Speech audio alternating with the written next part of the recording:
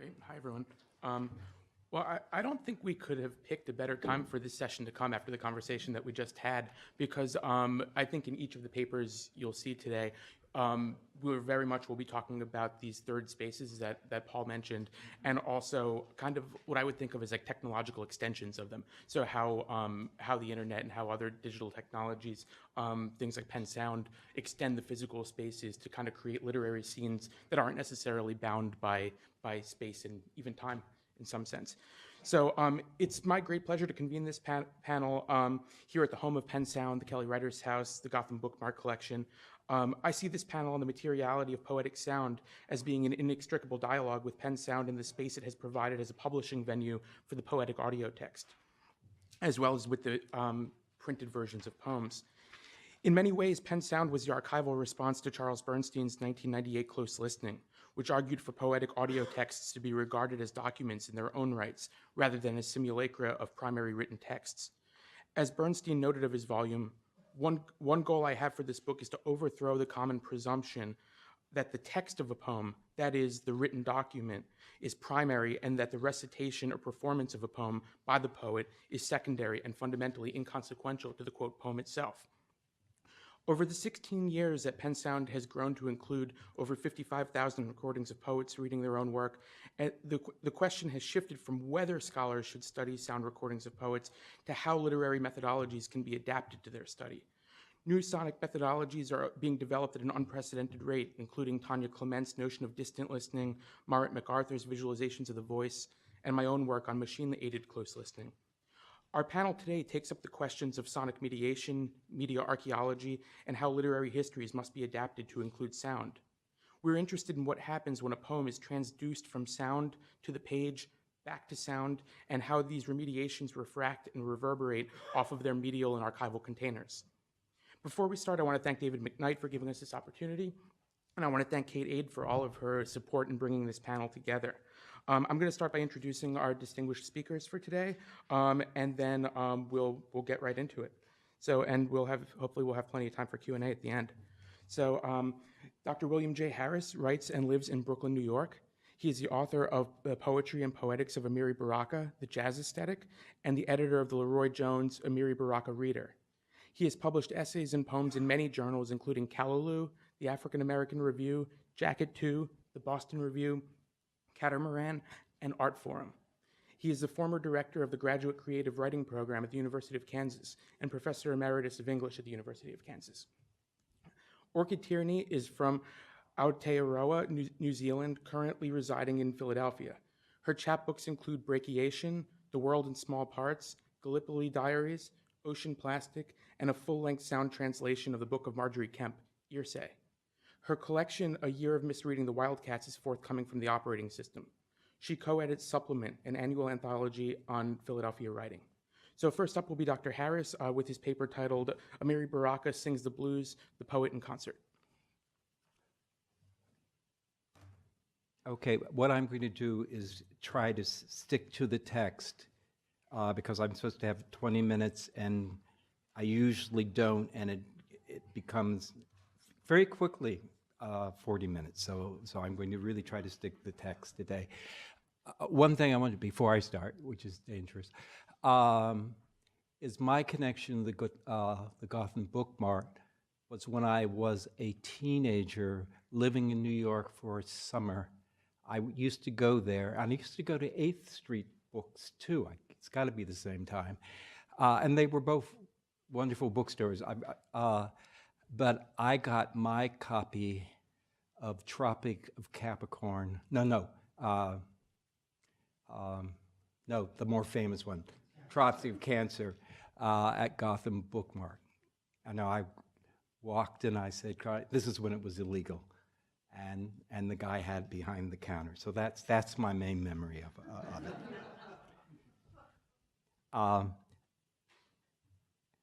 Amiri Baraka sings the blues, the poet in concert. I'm going to talk to you about Amiri Baraka's poem, Funklore, We Are the Blues, both as a print poem and as a performance. The performance we will be listening to took place on the evening of April 5, 2002 at a free jazz weekend at Penn State University. The concert was the culmination of a class that I and my colleague Paul Youngquist taught in free jazz, that wild and non-chordal music of the 60s and 70s. As well as Baraka performing, there were the preeminent musicians, Archie Shepp, tenor sax, who is central to the poem we're going to discuss, Roswell Rudd, trombone and MC, Reggie Workman, bass, and Andrew Sorrell, drums. That evening, Baraka recited 3 other poems: the controversial Somebody Blew Up America, the 9/11 poem, which I had never heard before that evening, the powerful Why Is We Americans, and the very funny Loku poems, Haiku for Colored People. I chose Folklore because it is an essential poem, a great performance, that exquisitely illustrates the interaction among poet, combo, and audience, and the functioning of the blues tradition. Let me quote a little from the print version, and I'm reducing things. It's several pages, but I just want to give you a sense of the flavor. Folklore. We are the blues ourselves. That's why we are the actual song, so dark and tragic, so old and magic. That's why our spirit makes us the blues. It's published in SOS Poems. To illuminate the poem, we need to know what Baraka thinks about the blues, which is something he writes about his entire career. And his first book on jazz is called Blues People. These 2 brief quotes will help. 1, this is Baraka. The blues is so basic because it is Black speech at its earliest complete articulation as New World speech. 2, jazz incorporates blues, not just as a specific form, but as a cultural memory. If you have a copy of the poem, if you have a copy of the poem, you will see Blue Monk, without explanation, written between the title and the poem. Blue Monk is an advanced bebop blues written by the great jazz pianist Thelonious Monk. It is unidentified because we should know it because it is part of the tradition. Baraka also listed compositions next to the poem to indicate that what should accompany them. A beautiful example of this is Baraka's epic poem, Wise, Why, where every poem has a tune attached to it. The music does more than accompany the poem. It provides an interlaced rhythmic history to the poem. In his reading, he is more than a reader. He is a vocalist, a fellow musician. Howard Ramsey says, you can refer to Amiri Baraka as a poet if you like, but truth be told, he's a conjureman. He finds, that was Howard, now it's me. He finds Black music, the profoundest articulation of the Black voice and experience in the New World. And in performance, he tries to equal the authenticity of the sound. The musicologist, Barry Kernfeld, said of the concert, the performance was magical. The crowd was out of its mind with delight. Baraka's rendition of We Are the Blues is by far the best recording he ever made. That may not be true. It is a great recording. I mean, it's fun. He's a musicologist, not a literary scholar. Let us proceed to the recording. I would love to play the entire 10 minutes, but we don't have time. And I was thinking about Fred Moten said at a reading, one of his talks, he said, maybe I won't talk next time, and I'll just play the music. And that sort of now is very appealing.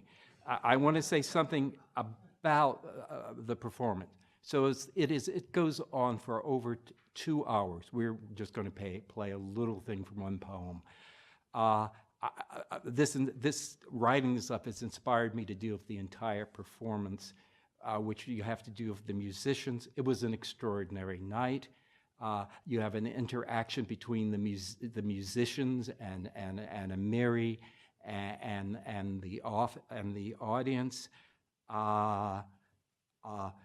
What the musicians say is all part of the performance. So the whole evening is this incredible education in what free jazz and poetry are doing at that particular moment.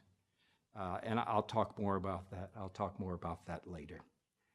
I would love to, I said that. I am sorry you cannot hear the entire recording. Without it, you cannot hear the ongoing buildup and interaction. At Penn Sound, you can hear a different version without the combo. Since Baraka has no band, he becomes the band himself.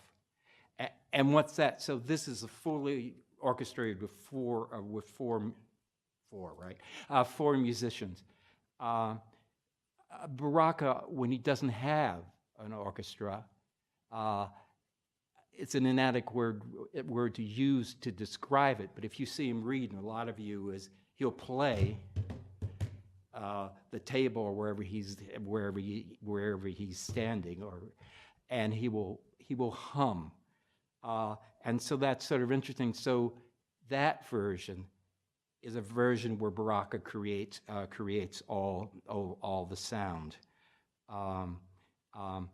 In the Penn Sound, in the Penn State rendition, it's done with orchestra, and it's very important in terms of it being done with Archie Shepp. You're going to hear throughout. Well, you're not going to hear very much actually, and he's playing the saxophone, the tenor sax, and they come into this relationship.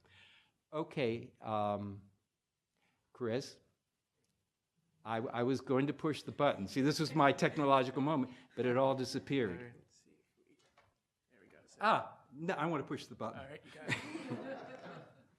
So this is 3 minutes of about a 10-minute, not counting the applause.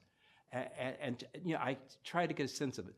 The terrific thing about the recording, beyond that they're doing this great performance, is Barry Kernfeld, who recorded it, had this new recording device, and the sound is quite wonderful. So here it is, and try to get a feeling for it. That's why our spirit make us. That's why our spirit make us. That's why our spirit make us. The blues. Black and alive. Work and sing. That's why we are the blues, the train whistle, the rumble across, the invisible coming, drumming and screaming. That's why we are the blues, and work and sing and leave tales. It is with spirit. That's why we are the blues. Black and alive. And so we show our motion, our breathing, we move, reflected soul. That's why our spirit make us the blues. We is ourselves. Ourselves. Black nigga, colored boy, us, the blues. Oh, that's why our spirit make us. That's why our spirit, Of course, that's make us the blues. We is ourselves. Ourselves. We is ourselves the blues.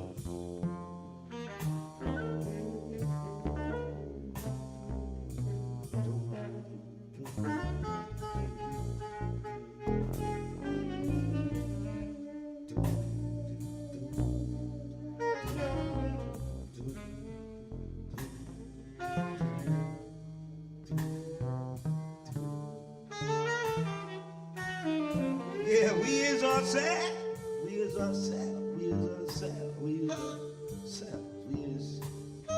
We is ourselves. All together, the blues. Yeah, that's what it is.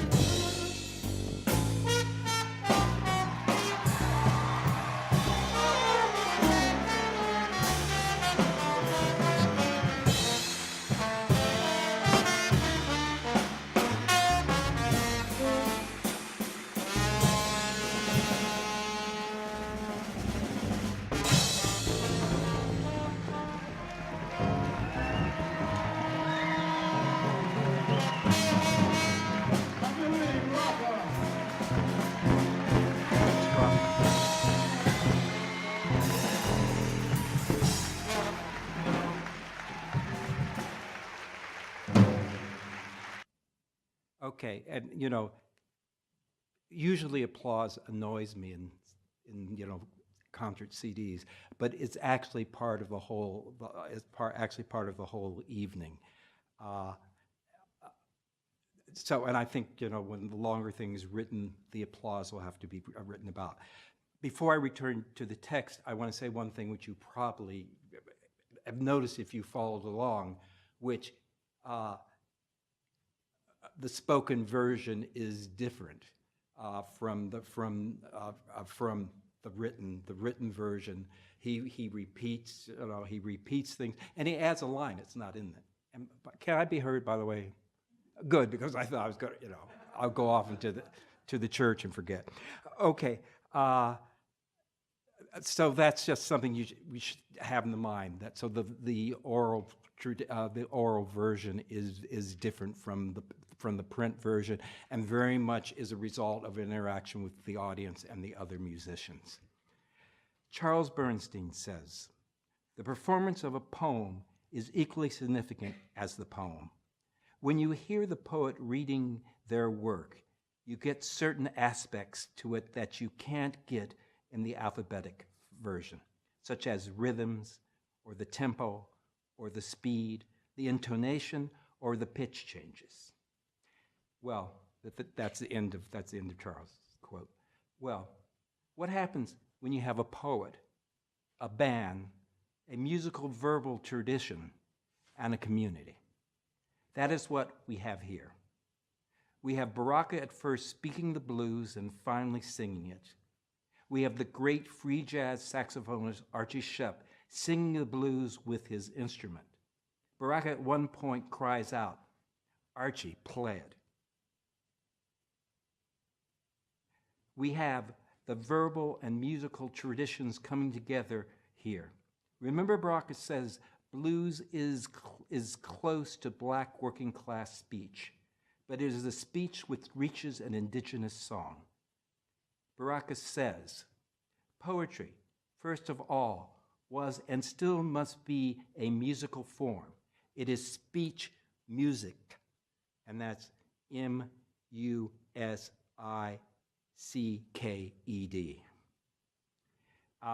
This quote is from the liner notes of New Music, New Poetry. And what's important about that is this is the liner notes for a recording he did in '81 with David Murray, tenor sax, and Steve McCall, percussion. And so this is an earlier version of doing words and music. Perhaps we can say Baraka is both a poet and a singer, and say that Shep is both a poet and a musician. Moreover, Baraka speaks in more than words. At the point of high frenzy, he leaves words behind and speaks in scat and bebop. In the tradition of the great jazz singers Sarah Vaughan and Ella Fitzgerald, he scats, he improvises, uses nonsense syllables to create melodies and rhythms, using his voice as an instrument.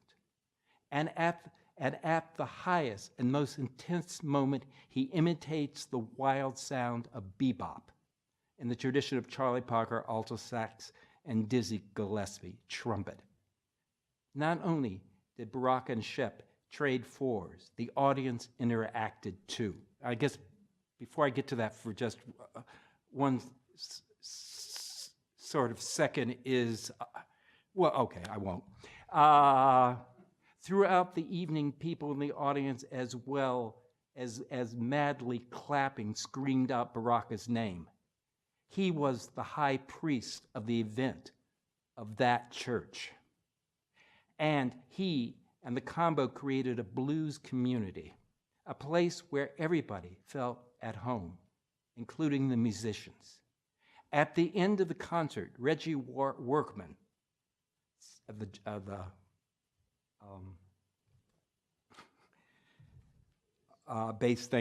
bass player, Reggie Workman said, and this is about the thing about how you have to take into account everybody speaking or everybody being part of the community and being part of the poem. So Workman in this moment where people are, are very much in fringe, had been clapping and clapping. Reggie Workman says, "It is a very rare occasion to have an audience like you." Let me do it again. It is a very rare occasion to have an audience like you. It really is.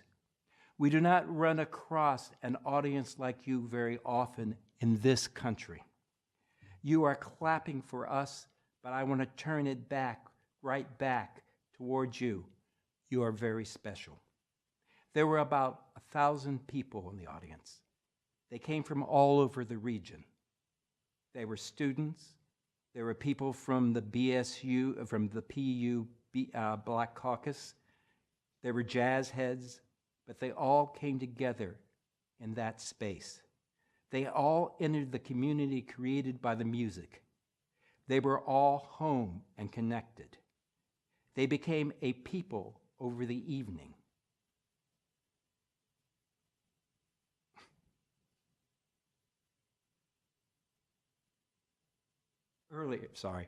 Earlier, when introducing Baraka, Roswell Rudd said, "Baraka is the poet of our music."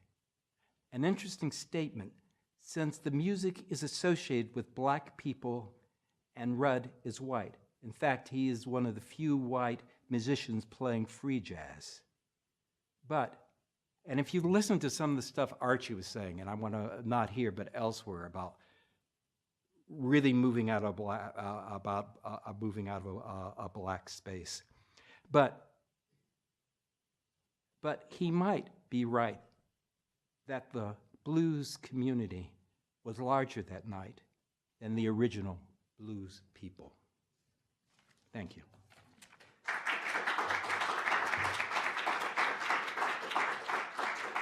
Hi, everyone. I'm Chris Mustazza. I'm the Associate Director of the Penn Sound Archive, and this paper is a bit of my dissertation, which I'm finishing up in the Penn English department right now and defending in a couple of months.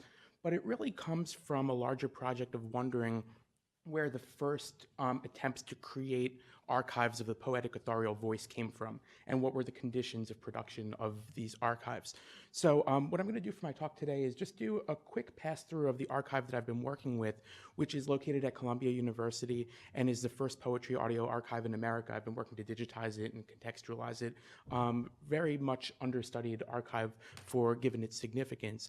And then I want to talk specifically about the media that was used, the sound recording media, and how the recordings were made, because I think it's really going to connect to the talks we've heard so far. So here we go. Okay, so the archive is called the Speech Lab Recordings. Here we go. All right. In 1928, the poet Vachel Lindsay traveled to Victor Records' Camden, New Jersey recording studios to make sample recordings of his poems in the hopes that the label would distribute them. For the poet, struggling with financial and physical ailments and in the final years of his life, releasing his poetry as sound was not a vanity project. Lindsay located his poetry in its performance and the connection the performance fostered with a live audience. He often referred to his poetry as the higher vaudeville. During the week Lindsay spent in Camden, Victor made test recordings of him, quote, chanting, their word, an excerpt from his infamous poem, The Congo, as well as a reading from a poem titled The Lame Boy and the Fairy. And I talk extensively about this, but I'm really interested in this inability to categorize what this kind of sound recording is. Chanting is like it carries something liturgical, it carries something sermonic. It's not quite a poem, it's not quite singing, it's something in between, it's intoned. So at the end of the week of December 10th, Victor informed Lindsay that it would not produce a commercial release of the records and that the sample pressings would be destroyed.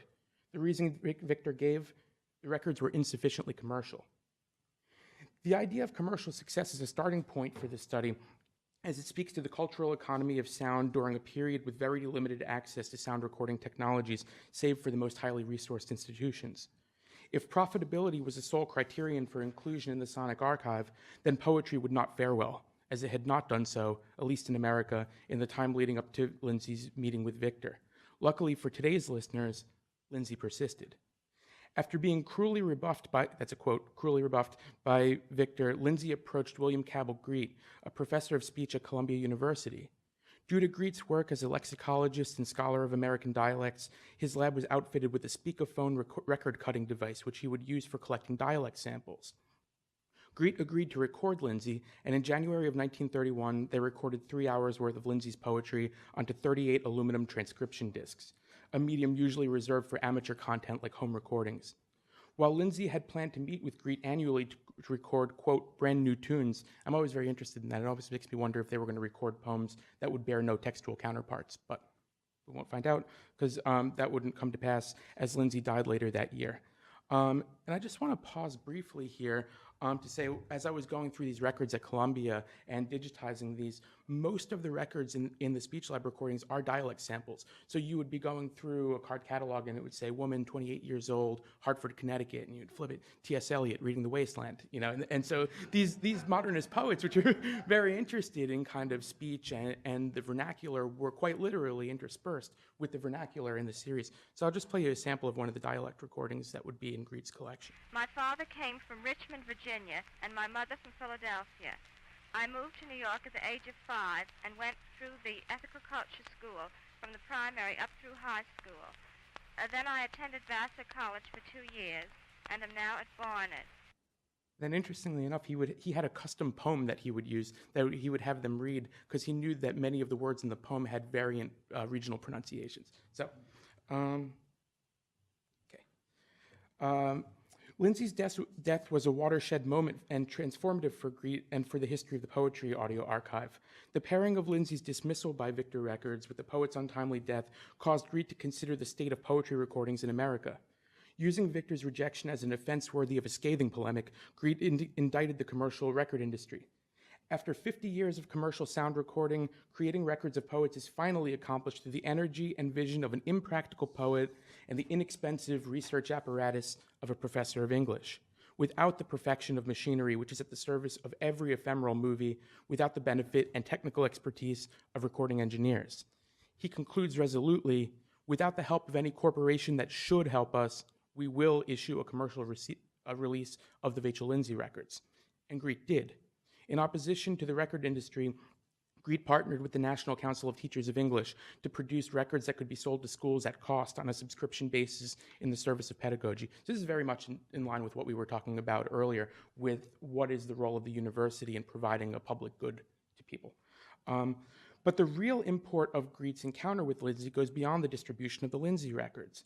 Lindsay's death after his rejection by Victor galvanized Greet to begin an entire series of recorded poetry, the Speech Lab recordings, which would come to be the largest pre-war archive of poetry recordings in America. For 2 decades, Greet and his colleague George W. Hibbett would invite poets to his Speech Lab. The collection came to include a highly experimental coterie of modernist poets, including Harriet Monroe, James Weldon Johnson, Gertrude Stein, Edgar Lee Masters, William Carlos Williams, Edna St. Vincent Millay, T.S. Eliot, and Robert Frost. I've edited many of these for Penn, and for many of these recordings, including the James Weldon Johnson and the Robert Frost, it was the first time they had ever been heard. These never actually made it out of the Columbia vault. So today I'd like to examine the specific processes of mediation used in capturing these poets' voices as sound. The Speech Lab recordings were experimental in every sense of the word. They featured poets known for formal innovations. They occurred in a lab dedicated to linguistic human subjects research, and they are shaped by a tinker or DIY ethos of amateur engineering. As such, the politics and poetics of the poets recorded in the series intertwines with the medial practices used to capture the poems. In short, as Robert Creeley said, form is never more than an extension of content. And I'll argue here that the media and sound recording practices utilized in the series should be considered dimensions of poetic form, and further that they inform our current day approaches to digital sound archiving. So I'm going to talk about the records next, but I'm actually going to pass around one of these records so you guys can get a look at it, and you can see firsthand my pun on what the record reflects. So this is an aluminum transcription disc. Feel free to take a look. Can't harm it. Solid metal. I'll play some excerpts, right? Okay. The speakerphone recording device that Greet used could be characterized as the most amateur of recording devices. The sleeves of blank records came in were decorated with silhouettes of children performing at recitals and other personal moments that would later become the purview of camcorder recordings and lo-fi cassettes. The aluminum records are a subset of a larger technology known as instantaneous discs or transcription discs. And I'm going to come back to that idea of transcription discs. The dominant forms of transcription discs are regularly referred to acetates, if you've heard this term before, and were comprised of an aluminum core covered with a lacquer exterior. The lacquer was way less noisy in playback than cutting into bare aluminum, as the record that I just passed around and as the Greet records were. So these records are really believed to be kind of like the worst sonic fidelity of like anything you could have of the era. Transcription discs found prominence in the radio industry, where they were used to create one-off, immediately playable recordings of broadcasts, mostly so advertisers could play an ad back for the companies that had commissioned them, and they could hear how it sounded over the radio. The appellation transcription discs recalls Gregory Nage's model of Homeric textual solidification, how primarily oral performances gave way to written authority through a migration from transcript to script to scripture. So for Nage, as these Homeric works in the age of like Pisistratus are moving from an oral work to a written work, they first are the performance is first transcribed, and so the performance has a primacy to it. Then there becomes a script, and so the script starts to take primacy over the performance, and finally the written word becomes scripture, like the word handed down in a sense. So these transcription discs, I'm very interested in considering them within Nage's framework there. In being positioned as transcripts, the records migration, in being positioned as transcripts, the records mark a return to poetic orality, in which the performance is transvaluated with a primacy that is usually given to writing. This reminds us that any poetry recording we hear is a transcription of a particular event and version, as is the writing, I would argue, any written one. But the record status as amateur audio and a preference by labels for the crystalline sound of the professional recording studio display the desire to suppress the material signatures of the mediating body, to create an illusion of a purely disembodied voice free of mediation. Of course, making its own artifice legible and resisting narrative absorption was a primary interest of many modernist poets, and so the foregrounding of materiality in the records is crucial to note. For the aluminum transcription discs, the factor that made their mediating function legible is a high degree of noise on the records, which stems from the act of engraving the grooves into a metal platter during recording. And so this is a picture of one of the discs from the Speech Lab recordings. And they're actually played with literal cactus needles, like a needle off a cactus. So I thought that was like, like techno jargon, but it's actually, and so I have some of these. If you want to come up after and take a look, I have some 1930s cactus needles up here. My wife thought it was crazy to spend money on 1930s cactus needles, but I assured her it's part of my research. So we have this. And then just to gloss on this quickly, commercial record companies at the time during the shellac era needed the equivalent of like a commercial kitchen in order to make records. They melted their own wax. The machine, as pictured here, would cut the wax, and then a metal master that looks actually just like the aluminum record would be electroplated from it in like a bubbling ion bath. So you really had to be highly resourced to make one of these records at the time. So Greed is short-circuiting this whole process by cutting directly into the metal and using this amateur audio. And then I'll just play you also a quick excerpt of the noise of the record. This is my favorite excerpt from the Speech Lab recordings. It gets me very emotional. If any of you feel like a deep pathos, sentimentality when I play this, let us know, and David can come around with tissues. So here we go.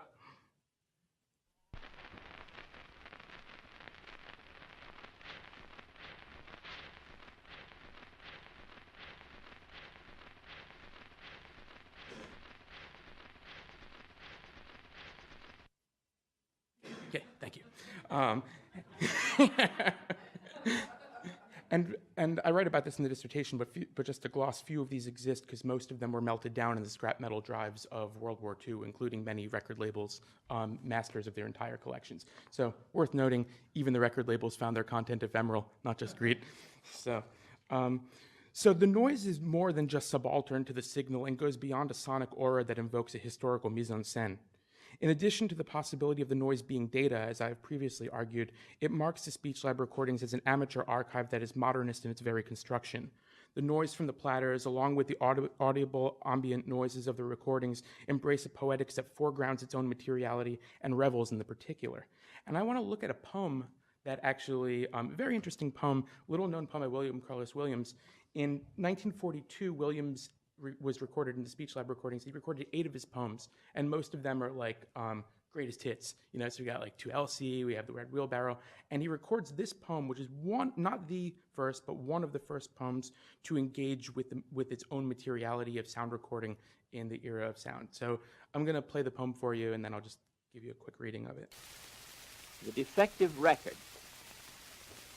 Cut the bank for the fill. Dumped sand pumped out of the river into the old swale, killing whatever was there before, including even the muskrats. Who did it? There's the guy, him in the blue shirt and turquoise skull cap. Level it down for him to build a house on, to build a house on, to build a house on, to build a house on, to build a house on, to... I'm glad you guys got this. My undergrads didn't get it. Like, I played it, and they were like... So, in any event, one of the earliest poems to directly engage with the materiality of sound recording was recorded during the William Carlos Williams recording session in the Speech Lab in 1942. Among classic poems like The Red Wheelbarrow and To Elsie, Williams read a poem titled The Defective Record. A poem that today might be called eco-poetic, The Defective Record grapples with the overdevelopment and its effects on the environment. The key to the poem is its ending repetition, for him to build a house on, to build a house on, to build a house on. These lines simultaneously enact the repeated processes of housing overdevelopment that led to the environmental crisis point of killing whatever was there before, including even the muskrats, and portray a mimesis of the medial glitch of skipping record. The needle inhibited in its traversal of the groove puts the listener in a temporal loop, experiencing the same traumatic period repeatedly, an effect that is not possible on the printed page, for every repetition in text consumes new space. For a poet so fascinated by the everyday and the... So you got to imagine my committee's reading this dissertation, right? And they say, consumes new space. Okay, anyway.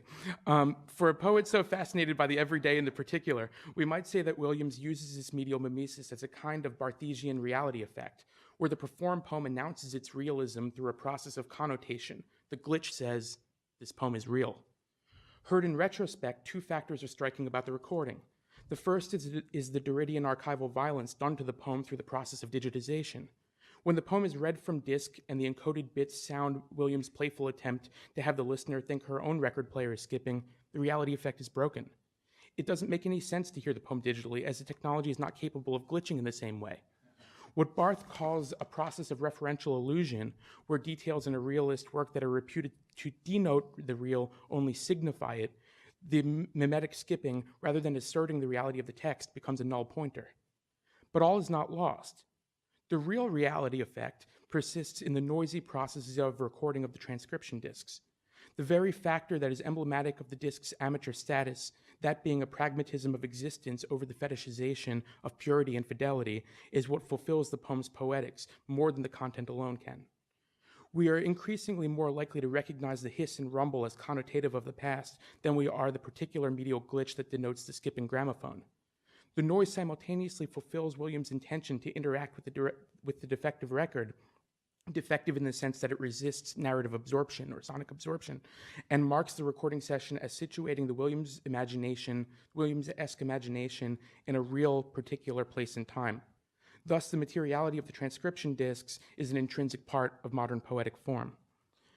And then, The defective record. Okay. Cut the bank for the fill. Dump sand. Okay. So then we're just going to look at one more kind of instance from the Speech Lab recordings, and then we'll move to the conclusion. One of the things that I'm really interested in is that these recordings were made in makeshift recording spaces. They were made in faculty offices. So it would be like if JC invited like a super famous poet, and he said, "Come to my office in Fisher Bennett Hall." You know, we hit record, and there's a racket in the hallway. People are like running around doing stuff, and all of these paratextual things are being picked up by the recordings. And I'm very interested in that because in like the 1950s, for example, Harvard moves to using a professional recording studio for their poetry recordings. And these recordings are very much in this sort of DIY era, and it's audible in the recordings. So one of the ones I would point to is recordings of Gertrude Stein, which were recorded on January 30th, 1935 in Millbank Hall. And most people don't know the history of these recordings, but the recordings, if you've ever heard recordings of Stein, 95% chance they came from this series. Cadman Records took these records and released them without really giving proper context for them. And they also came out in the 1960s in the Spoken Arts Treasury record. So I'll just talk about that quickly. While professional recording studios fetishized and continue to do so sonic purity, which is to say the enforcement of a silent canvas upon which only sanctioned sounds should be admitted, the amateur recordings made as part of the Speech Lab recordings included the markers of amateur media and recording spaces.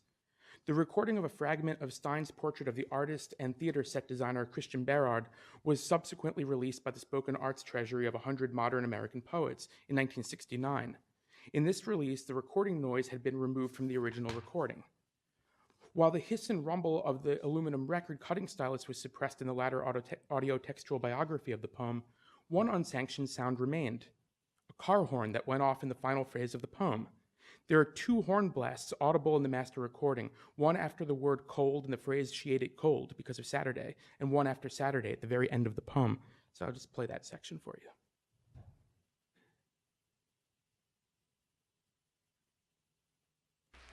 Now, what is the difference between steaming and roasting? She ate it cold because of Saturday. So you hear the two horns interspersed there. Here's the Spoken Arts Treasury record. So listen to a couple things. Listen to the lack of the noise, and listen to how her voice like pitch shifts because of the efforts they took to kind of take the noise out. Portrait of Christian Berard. She ate very well that day. What is the difference between steaming and roasting? She ate it cold because of Saturday. Got one of the horns, but they couldn't get the other one. So let's see where. So in the spoken arts version of the poem, the second horn is easily removed by truncating the recording. But the first in this era of tape editing would have been laborious, if at all possible, to remove. Thus it remains. Many would consider the car horn in the recording subaltern to even paratext, something extra textual altogether. But it is this condition that allowed for the horn to be audible that defines the archive. Because of the use of amateur recording spaces, including academic offices of the professors who made the recordings, these markers of everyday lived reality are audible. Rather than seeking conditions of production that would reassert the understanding of the poem as a well-wrought object, the amateur ethos of the series emphasizes the notion of the poem and recording as process, one that takes place within a specific space and time. So, and then I'm just going to conclude with a sort of coda about Penn sound. Similar questions of the politics and poetics of the archive persist even in this era of digital audio archiving, specifically around the amateur recording ethos and dilemma of gaining access to the sonic monopolies of knowledge. That's a Harold Innis phrase, monopolies of knowledge. The first Penn Sound recording space in 2003 was shared with a classroom located at 3808 Walnut Street here in Philadelphia. During the construction of the space, the question of street noise arose, and whether the sound of sirens and other unsanctioned sounds would make their way into poetic recordings. Charles Bernstein remarked that such intrusions are preferable, maybe even encouraged. Listeners would know that the recordings were made in a lived reality. While it's unclear whether Griet and Hibbett preferred the car horn that punctuates Stein's recording, its presence marked the same kind of poetics of embeddedness, one that extends directly from the poets recorded as part of the series. Part of what I want to highlight here is in this discussion of sounds that Al Filreis would call paraphonotextual, few syllables there, drawing from Gerard Genette's paratexts or thresholds, is that there is a particular category of recording that is not live, yet not made in a professional recording studio with multiple takes and edits. It's a kind of recording we might think of as a one-time amateur recording, or to borrow the name of the earlier technology, a transcription. In the same manner that Griet mostly did one-take recordings of the poems, the recordings made at 3808 were mostly shaped around running the recording and allowing the poet to perform without a live audience present. Such an approach allows for the performance to be a version rather than an authoritative text, and thus the version is free to be marked by its particularity, including the particulars of paraphonotextual sounds unique to that moment, place, and process of technical remediation. While the early archive utilized transcription discs meant for one-off recordings and mainly used for ephemeral content, Penn Sound opted to use the MP3 format for its files. Jonathan Stern's excellent history of the MP3 describes how the format became the dominant compression protocol for popular music and how it enabled sharing during periods of relatively limited bandwidth. The format, however, being lossy, meaning you lose audio quality when you use it, makes it signify anything but archival. At the same time, it allowed Penn Sound, during a time when many users were still connected via modem connections, and to this day, when users in rural areas around the world do not have access to broadband to distribute its content. Thus, the use of the amateur format comes to stand in for access, much as it did in the earlier archives. Some professional memory institutions are more likely to privilege fidelity over access, and the use of the amateur recording ethos and format can thus come to stand in as a sort of populism, one that is all right with trading notions of fidelity to a Platonic text for access to the modes of distribution used by the most people. Related to this is the former signification of the MP3 with music in everyday life. A parallel between the transcription discs and MP3 is that both signified music and dancing during their eras. The speech act of distributing poetry in either medium is a political one. It states that poetry can be as common, moving, and embedded in mass culture as good music. It stands against the idea that poetry is inaccessible and the province of the privileged classes. Amateur methods were and continue to be discouraged by the kind of perfectionism that can effectively serve as a barrier to existence. Much has changed between the era of mechanical reproduction of sound and this digital moment, but the link between techne and poesis, preservation and distribution, remains firmly intact. Thanks very much.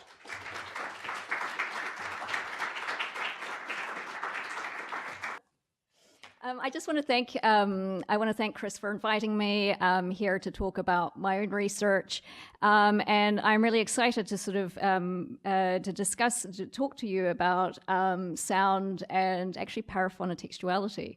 So I was really fascinated by Dr. Harris's discussion about the ambience of Baraka's reading, especially when Baraka was almost transformed his body into a musical instrument by utilizing what he had around him in order to sort of enact that orchestra, the music. And I think also my research is going to tie into what Chris Mustazza just really, well, that was a really beautiful talk, Chris, about his work in the archive, or that third space that Dr. Sandamore mentioned, in the archive, the speech lab, but also the noises of the aluminium recordings, the sort of the extra sounds that end up getting imprinted onto the materiality of a recording. I'm really excited then to actually talk about my own research, which is drawing on the paraphonotextuality. I'm not going to actually present a sort of like a strong critical thrust in this talk, but I do sort of want to discuss. Hopefully, I can sort of tease out a few threads that I really want to talk about. Before I actually begin, I really actually want to sort of begin with a short soundbite from the poet Robert Duncan, who is going going to be, who actually was introducing Charles Olson at a special reading during the Berkeley Poetry Conference on July the 23rd, 1965. Now, both these poets had works that circulated through the Gotham book market, and we have works here in the works here in the library. So I really invite you to check them out.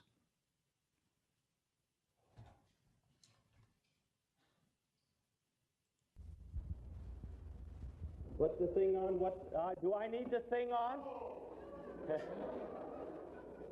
Put the thing on.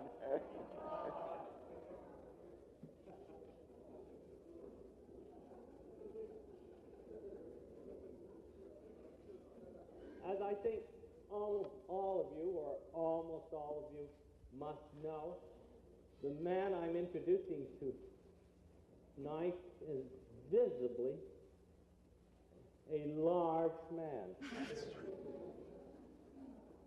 And he has had to find in poetry, both from a phrase came up in a seminar of his. Suddenly he was saying, he's trying to find a position inferior to language, when every American impulse in the beginning has been to use it right away and cash in on it, no matter what it was. What I want to suggest is, if you find difficulties in Olson, they're because he knows that the only thing in poetry for him is going to be found in a struggle, and because his knowledge of language is such that its usability seems everywhere, and sometimes he really, to me, looks, I keep thinking, he'll never find how to take a hold of that so it isn't usable. I mean, he'll be absolutely baffled. But when he does, we have, the rest of his poets, been confronted with some amazing dimension in which we find the bedrock of poetry too. I mean, the really resistant thing in the poem. He has had to occupy.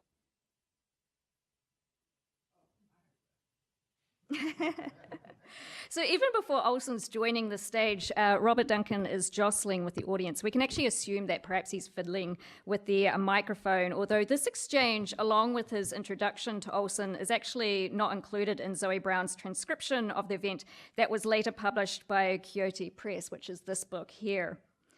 We actually have a copy here of this book in the Rare Books collection. So again, I really invite you to check out this transcription because it's absolutely fascinating. What the microphone does pick up, however, is Duncan's really cursory preamble, the audience interjections. Later, throughout the recording, we can hear other sounds like the toll of the school bell and also people getting up and leaving. But what I find really interesting about these messy sounds is the way that they foreground this particular reading as a technologized oral and oral event. And Duncan struggling with the microphone further suggests that this device, the microphone, is going to have a consistent mediating technological presence during the reading. And in fact, Olson himself ends up, when he ends up on stage, he consistently struggles with the microphone throughout the duration of his really drunken reading. He even describes the mic derisively at times as a Catholic tether. I feel, he announces, as though I'm chained to the Catholic Church, and I am, and I have been. So presumably he has the microphone in his hand, and he's sort of limited as to where he can move throughout the stage. Whatever side we want to sit on in terms of Olson's infamous reading, the recording and the transcription make clear that what had happened on July the 23rd, 1965 was an extraordinary event in the manner of what Walter Ong calls secondary orality. The recording sonifies Olson's struggle with the microphone, suggesting that it was going to have a consistent, if mediating presence, one that contributes to the feeling of liveness in the transcription of the event. And like the technologization of orality, much of the sense of liveness is secondary in Zoe Brown's transcription. It's recorded as ellipses, as bracketed question marks, or in majuscules that denote any significant activities that occurred on stage, which could be discernibly heard in the recording. Brown's transcription registers the natural ambiguity that we often experience when we listen to a talk, words misheard or partially discernible, sudden and random shifts in the speaker's thoughts, all of which allow us to experience the secondary aliveness through the remediating hand of the transcriber. The recording of Olson's event, however, is an example of a deferred or delayed liveness, and it signals an area in the study of poetry that I'm particularly excited about. That is the extraneous asides, the introductions, the interruptive noises that mediate the space of a poetry reading as it happens live. And much of my research in sound studies has focused on these mundane moments in a poetry recording. So I've often said to anyone who will listen to me that I actually find introductions to poets really boring. They're really long, and when I'm at a reading, I really want to hear the poet. I don't often want to hear the person who's introducing the poet. But I actually became really fascinated by how interesting the unexciting aspects of a recording are. You know, they become markers for cultural data. So what do I mean by cultural data? Well, I'm suggesting that we can learn a lot about venue spaces. We can learn a lot about environments and poets' relationships to technology, like the microphone, and also poets' relationships to other poets and to their audiences. And when I started listening to what is essentially unlistenable to me, I realized that there was an ambience to poetry recordings and to poetry events that can actually highlight everyday life, and in a particular cultural moment that may not be registered on the page or in transcriptions, as they weren't registered in Zoe Brown's transcription. So Chris Mustazza mentioned the Penn Sound Archive, and this is where most of my research has focused on. In the Penn Sound Archive, these kinds of peripheral and mundane sounds are really fortunately retained as part of a poetry community's record, which is to say they're not edited out. And in this regard, I believe that our approaches to peripheral sound audio materials in an archive demand a better understanding about where the primary event in a recording and a reading might lie. So it might be noted that Robert Duncan's introduction, and this is the first page of Zoe Brown's transcription of that event at Berkeley, it's actually Robert Duncan's introduction to Olson was actually not transcribed in the Curity Press book, which suggests that the publisher had a clear understanding as to who was the star attraction. Fortunately, Penn Sound does retain the prefatory remarks, and this has led me to attend to a number of questions in my research, including questions like, well, how were we supposed to interpret these asides and other framing materials as objects in the context of a poem in the complete recording of a poetry reading? And in the context of archival practice, this might have some ramifications, because now we need to consider what editorial protocols should we have to decide what we keep, excise, or discard? How are these asides or introductions, how should they be logged in an archive? What sort of tags might be useful for the searching process for other researchers as they go through, say, something like Penn Sound Archive? What bibliographical materials should we embed in the MP3 file that will support other researchers? So the first part of this question, I think, has actually already been partially answered in a few ways, and also Chris Mustazza also helpfully in his talk also provide a way through into sort of how we should actually consider these materials.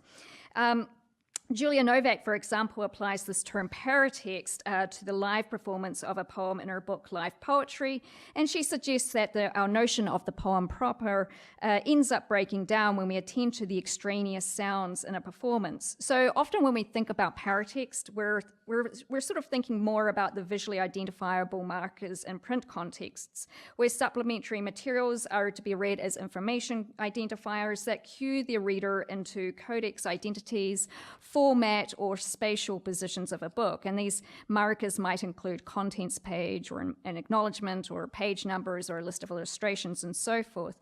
But however, how do we orientate ourselves in an audio text, especially when the playback is linear? What cues does a listener need, and how should these cues be added or included in a web page design? So I don't actually have any answers to those questions, but those are the kinds of things that I'm really interested in. In a sound-based context, we might also think of extraneous sounds as being paratextual. And Novak proposes that the audio text destabilizes the poem proper as uncontrolled sounds and utterances shape, influence, and ultimately legitimate the reading. So my research takes up this idea of the paratext in the audio context and applies it to the supplementary, the contextual, and the autobiographical commentary that similarly upsets the border of a poem's recitation. Now, Peter Middleton has already noted really cogently the importance of unplanned sound, that is the noisy environmental imprints of applause, sirens, air conditioners, so forth, that are captured in an audio recording. And I think important here is the way that the audience is themselves integrated in the poem proper. So Dr. Harris actually mentioned really lovely at the end of his talk about how the community becomes part of the poem, and I think that's something that's really worth pursuing. And certainly because audience reactions as well, coughing, laughing, and clapping, they do become a commentary on the vocalized performance of a text in ways that the poet may or may not have intended. Tanya E. Clement and Stephen McLaughlin have also noted in the Penn Sound Archive specifically that environmental conditions like applause not only advance questions about the nature of the performance spaces and audiences, but they also foreground the instability of the poetry reading as a controlled event. So I think in this case, when we listen to Olson's 1965 reading, we can actually often hear that Olson is interrupted by applause, which appears to sometimes disturb his frame of thought or his train of thought, forcing him suddenly to move into another topic, which contributes to the sprawling nature of that particular session. My research again takes up what Alfieri's has called the paraphonotext, which Chris Mustazza mentioned in his talk. And in Notes on Paraphonotextuality, Alfieri's mentioned that it's not always evident that the prefatory remark is indeed paratextual. It isn't always obvious that the paratextual mark isn't the opening of the poem itself already underway. So the paratextual remark itself may not signal itself as a precursor, may not be self-identical. It might be self-identifiable. It may not be evident that it is the foreword and not the word itself. So again, we find examples in Olson's talk where it's not always clear that the borders between the poem where the poem and the paratext are in the audio, although in the transcription of the event, Brown's transcription, she has highlighted the borders in bold. But when you're hearing it, it's not actually evident. The paraphonotextuality in Olson's talk implies that the sound object is not a stable entity, and actually thinking about poetry in terms of the poem proper and the extraneous sounds as discrete objects likely isn't going to advance our knowledge on poetry readings, and that's where I'm really interested in. What is a poetry reading, and who is actually the poet, or who is the performer in that context? So paraphonotextuality actually implies that there are multiple centers for inquiry, that the objects that expose the integral paraphonotexts are objects that expose the integral and critical cultural data that can illuminate the artificial environment of the poetry, of the reading venue, of the poetry series, and also of the individual reading. So prima facie, the prefatory remarks and other paratextual material in a poetry reading, they're actually ideological markers. That is to say that they often have a meaning, they have a politics and a poetics that can actually set the tone of the reading. So prefatory remarks can include Duncan's introduction to Olson, and they're actually full of really interesting details, whether they're pre-scored or improvised. But they can certainly establish a narrative of the guest poet before that poet joins the stage, thereby allowing the speaker to actually cultivate the audience rapport with the guest. And in the case of Duncan's short introduction to Olson, it's actually really quite interesting because Duncan says to the audience before inviting the star attraction on stage, "The man that I am introducing tonight is a visibly large man." But clearly not large enough to avoid being tethered to the microphone, Duncan's address clearly had a figurative thrust. Olson's oral performance that night was spatially and sonically encompassing. In fact, his drunken reading was so sprawling that a number of attendees, including Duncan allegedly, walked out in protest. So by many accounts, including the recording of his performance, which is available on Penn Sound Archive, the reading was an incredible event, throughout which Olson ambulates between numerous topics. Sometimes they're discrete, sometimes they're not. It's actually not really clear where the asides begin. Everything just seems to blend and bleed into one another. But these asides permit us to document a historical environmental condition of a recording. There is unprovoked comments, as well as the number of people in the audience. We can actually hear the people in the audience, can actually help us situate and localize the reading, as well as reveal important cultural information. And in other recordings, we can actually hear, such as the poem's history or the influences, as well as the evidence about the poet's social network and praxis.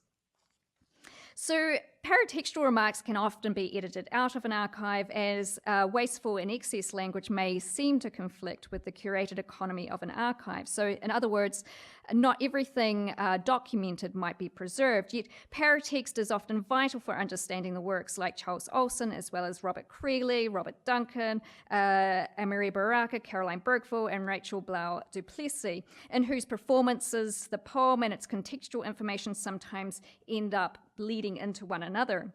In contemporary readings, the paratext often serves a number of performance purposes in poetry, ranging from the informational and the scholarly to the promotional. They're often autobiographical and sometimes even self-contained. So when I was doing my research on the Sex series in New York, I actually looked at to see whether the introductions had actually increased over time from 1978 to 2018. And the answer is yes, they've been getting much longer. But that's actually interesting because it suddenly becomes the paratext, those introductions are suddenly becoming their own performance. And this leads to a question is, well, should they be segmented on Penn Sound? How should they be staged on Penn Sound? What kind of framing material should the introductions have? Should an introduction have its own introduction? I don't know. But these are kinds of questions that I think when we're actually dealing with these materials, how are we going to stage them on a website? So in the opportunity with these introductions, and especially in the Sex series, the introduction becomes an opportunity to undertake close analysis of the invited poet's work, one that makes an argument about what the anticipated reading will enact. So this is a form of scholarship that signals to an audience what to expect while also performing critical knowledge work. And indeed, this type of performance by an introducer invites us to consider how we're to apprehend the distribution of poetry and also knowledge making in public spaces. Such moments not only again destabilize the reading, but they also give us an insight as to where knowledge production happens outside of traditional academic context. So again, we were talking earlier about the third space, and I loved what Anne Reynolds said about, well, she mentioned a great comment about, what do we do with these spaces? And I think in the case of these poetry readings, these spaces become a space where these places become sites for where knowledge can actually be produced. In Duncan's introduction to Olson, his initial question is actually also a test that fills out the environment with this voice, so to speak, in order to practice and engage the strength of their microphone and the reception of the audience for the guest poet's voice. And in fact, that's actually also happened today and numerous times when Michael Afrin noted, like, can you hear me in the back? And I think Dr. Harris, you did that as well. So it's kind of interesting how there are these sort of similarities about how the kinds of rituals that we engage and involve, that we're involved in the performance act of speaking in a public, what we do to sort of test the strength of our voice. To close listen to these, and I'm just going to sum up now, to close listen to these sounds as a vital component of a poetry recording then is to listen to the unique ambience and the data of what is often a mundane aspect of a recording. Additionally, as in the case of the Olson reading, it is not the poems that he recited that has garnered interest, but the asides and his framing materials. These are the noises that are actually our centers for inquiry. The poems themselves become reduced to almost being asides in favor of his own comments that surround them. So paraphonic text destabilizes these parameters of a poem or a talk. A recited poem is not just a poem, but it is a community of noises and sounds that include the introductions of the audience, the poet's introduction, the MC's struggle of the microphone, their announcements of up-and-coming poetry events, and so forth. So we might want to think about how do we rethink the poetry reading in the context of communal cacophony, listening to the untuned and the untunable as a way to apprehend the noisy world, which in fact we all live in. Thank you very much.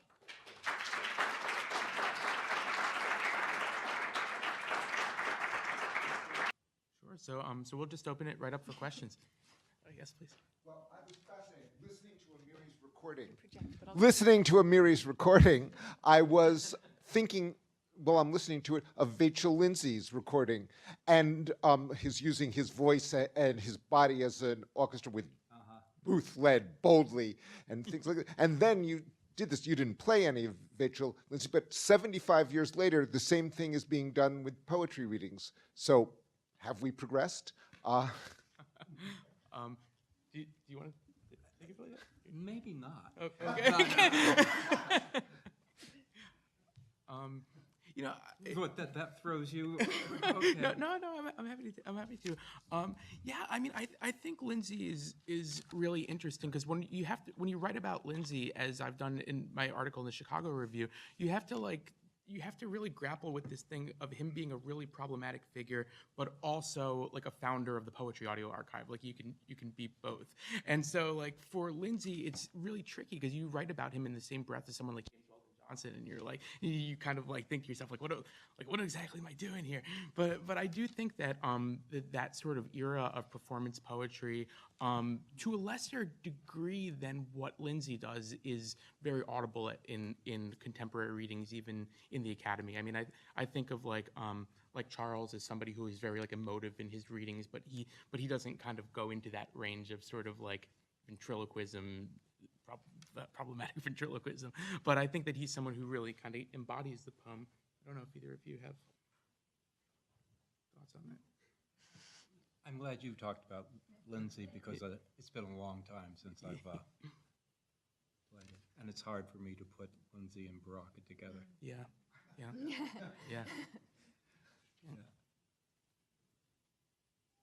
Other questions?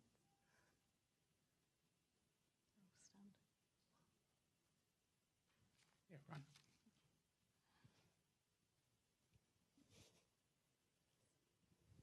Well, there's also the question of reception and what audiences take as a given condition. It's just like, what is, quote, the real poem?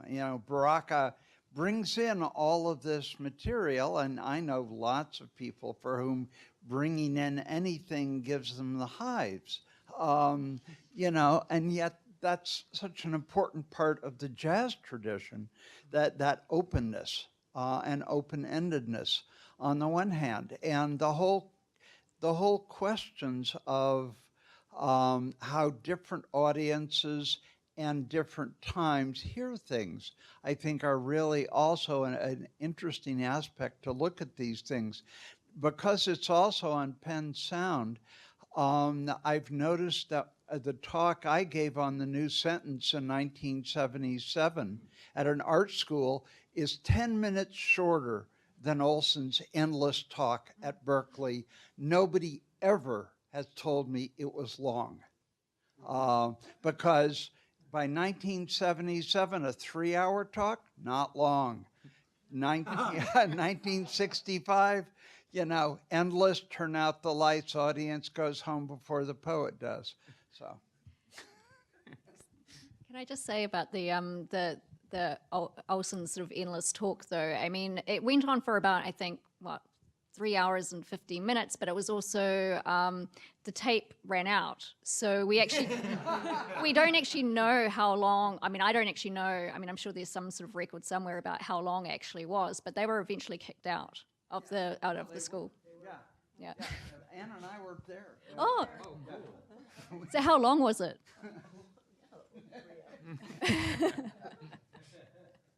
The question was, how long was it? Or? The exact, I don't know. It's I was standing in the back. I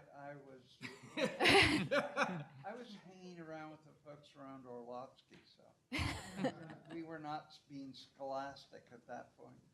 But the text, of course, includes things from Duncan speaking, and for me, always how poets introduce and how poets are relating. It became, I was, 20? How old were we? I was 17. Oh, okay, I was a little older than you are.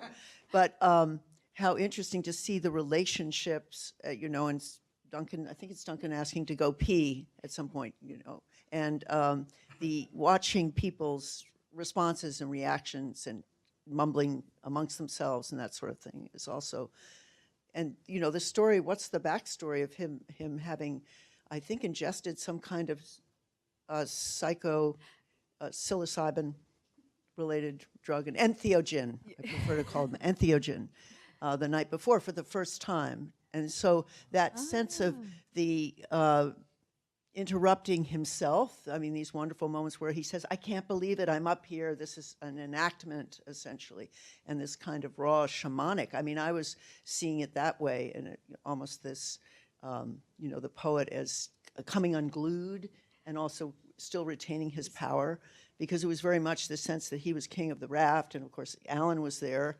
and Robert, but that dynamic going on. I mean, again, I was just a lowly, what was I? Just there to learn, to serve, and but there were points where it just became you couldn't be in the space at a certain point, so people were in and out. And then, I remember the closing down, of course. I did want to ask about, I'm sure you've done research on between the poets' letters and communications with one another, but I remember and I can't remember who, is it Robert Creeley, is it Duncan and Levertov, sharing tapes, like getting a tape of a reading, and there'd be one tape that they would send through the mail. I mean, it's extraordinary to think of that. But that was so important, that listening to how, and they're all coming through this together in a way, how they would need to hear something that they had possibly read the text of or hadn't read the actual text yet. So that's an area I'd love to hear more about. Yeah, that sounds, to be honest, I haven't actually gone through that sort of research, but I think I actually think it sort of ties into Chris's own fascination about how in this particular period we're having like this sort of experience of new technology and the ability to actually listen as being a critical, as being vitally important to the experience of the poem, and that dates from like Chris's research, and what we're seeing here in sort of like in the 60s with the growth of the poetry reading is that sort of extension of that fascination of the technology as being vital to the poem itself. It's no longer just the page, but the page and the performance are interlocked. And it's also with Kerouac. Exactly. The tape recorder. Yeah. Well, Paul Blackburn used to haul this heavy Wallensack, to the Poetry Project before it was even that. And those tapes are so valuable. But the changing iteration of what's coming next. I'm really interested in how media like this, tape media, including the Richard O'Moore documentaries of Charles Alston and others, affected poetic performance. I'm really interested in this question of when when could we trace literary scenes being kind of dispersed and decentralized, including temporally, by people watching media, and could we locate that in the performance? Like, could we say, like I saw Michael Palmer perform recently here at Penn, and I couldn't get the Gertrude Stein record out of my head. Like, it sounded like, and I asked him in the Q&A, I said, this is a really weird question, and it's a bad question because it's a yes or no question, but have you heard the Gertrude Stein record? Because it feels like you're kind of performing in that idiom. And he said, I listened to it 1,000 times, and so I'm very interested in that.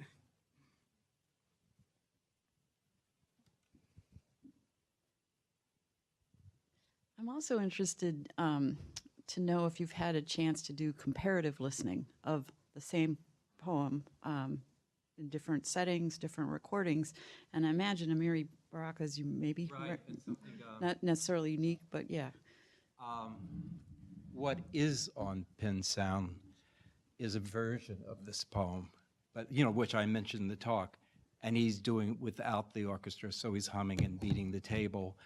And then there's this version. So yeah, there is this comparative thing, and everything gets involved in it. The environment, and so it's interesting to do that. Also, listening to Baraka recorded Black Dada. When it was published in, let's see, I won't say because I'll get the date wrong. But when was, anybody know when? Yeah. Okay. I know that, I just forgot. Right. So just before that's published, he reads it in California at a conference. And he reads it in a very sort of, it seemed like, reserved, how a poet's supposed to sound. And then he's reading it later, and he's reading the jazz, and becomes a much more agitated piece. So it's interesting to listen to the development, and more so to listen to how Baraka moves from this sort of typical 50s poet to this much more dramatic poet, and eventually becomes this incredible artist of sound. And a friend of mine, I've taught a lot of, with my boombox, a lot of recordings of poets, and then my students have gone on and moved to to being all digital, and one of my former students teaches a lot of rap, and he was saying a couple days ago, they'll, in this rap course, he'll play Baraka, and they don't know who Baraka is, and they don't believe that this stuff comes from an early period. They figure it's been influenced by rap, and he's but yeah, so it's a great, and it's great.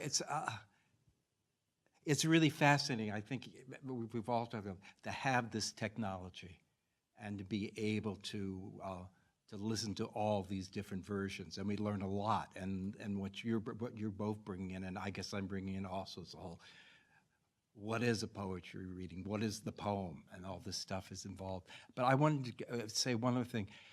Sometime this year, I hope to get the 4 poems up on Penn Sound.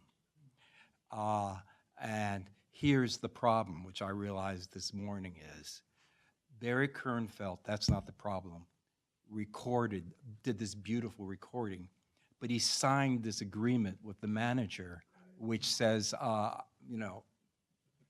it's not mine, I can't reproduce it. So what I want to do is and Barry kept trying, and people don't care. There's no money in poetry, so they don't care about getting this produced. But I hope this year to talk to one thing, Archie Shepp, who I think has got, who I do not really know. I mean, I've talked to him. I think he has a certain amount of power, and I'll have to just keep. I guess, nerding it, because the way that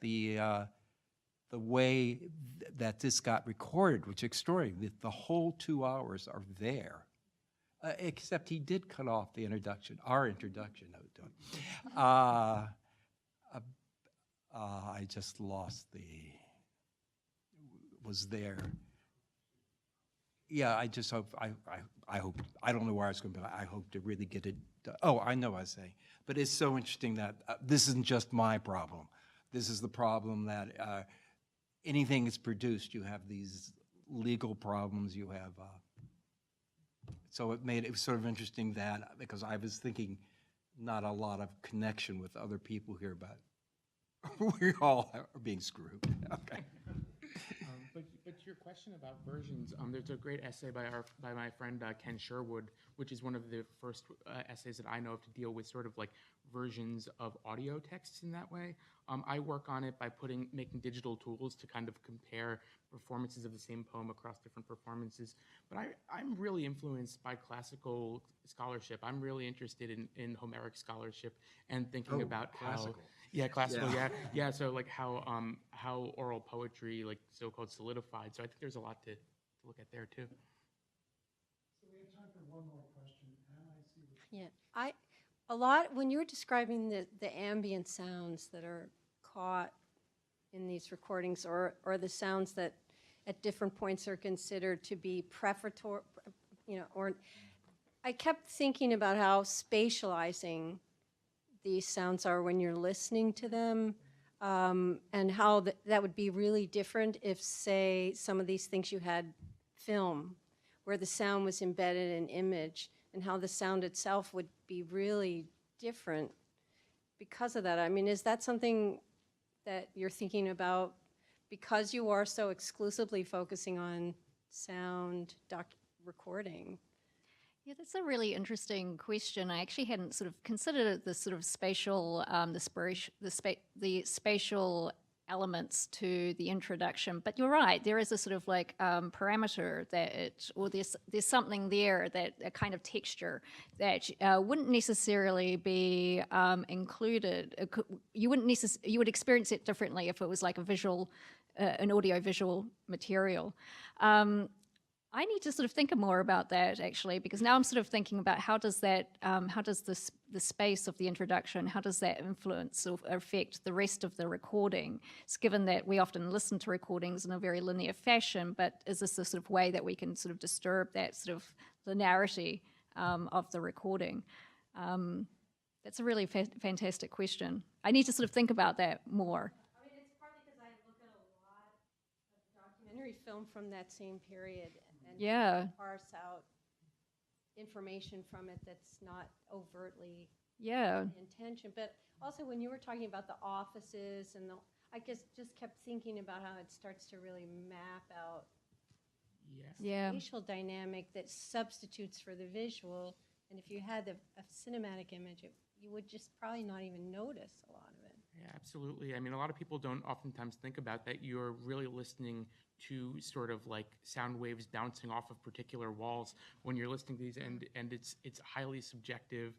In that chapter, I actually talk about the tradespeople and the self-trained recording engineers who are like listening for sound and doing things. So you're absolutely right. So much of that room constructs the sound. Thanks very much.